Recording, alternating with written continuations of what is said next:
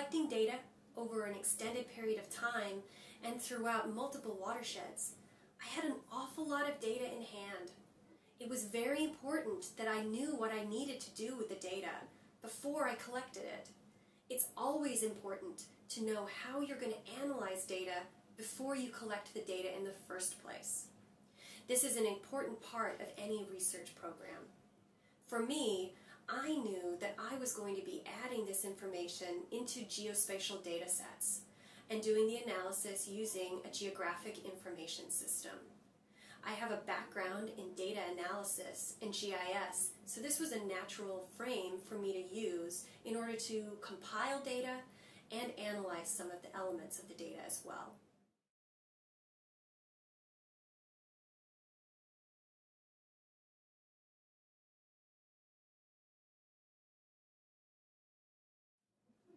Because I planned ahead, both for the type of information that I needed and how I was going to integrate that information into a usable mapping system, I was able to easily demonstrate where the fish were that we had been able to count with our snorkel surveys and where the different seasonal habitats were as well. It was very useful to be able to have all of this information in one place, and then we could look at very specific watersheds or pieces of watersheds or entire watersheds. It was also helpful because we could look at the same places over time. In this figure, looking at Sam's Creek watershed, we can see where the fish were that were counted by our snorkel surveyors. You can see that the little white circles, the little round dots, are where there were no fish counted. And as we saw more fish, the dots become darker and darker. You can see that there tends to be a larger number of fishes higher up in the stream system than lower in the stream system. In this figure, we've been able to measure the distance between those snorkel sites and seasonal habitats, the spawning habitats, the high-quality summer pool habitats, and the winter refuge and rearing habitats. You can see in this figure that the distance to the habitats runs along the bottom, and then the number of fish that we count runs along the side. When we have a dot that is high on the figure, that means that there's a lot of fish associated with that point. You can see that we have a lot more fishes in close proximity to each of these seasonal habitats.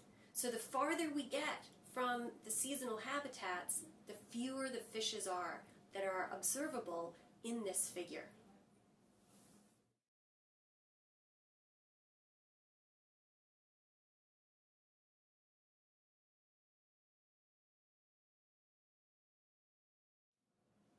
What this tells us is that it isn't just the quality of the habitat that's important, but the proximity between those habitats that's important.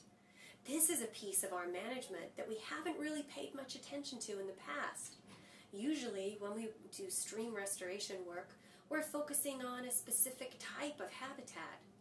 This research shows us that what would be very helpful for us to do is to identify the types of habitats that are missing and look at how close those seasonal habitats are to one another.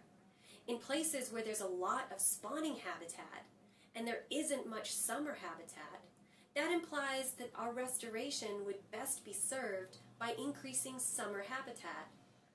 So providing this kind of a framework allows us to be more specific in the type of restoration that we do and allows us to also target what the fish are needing.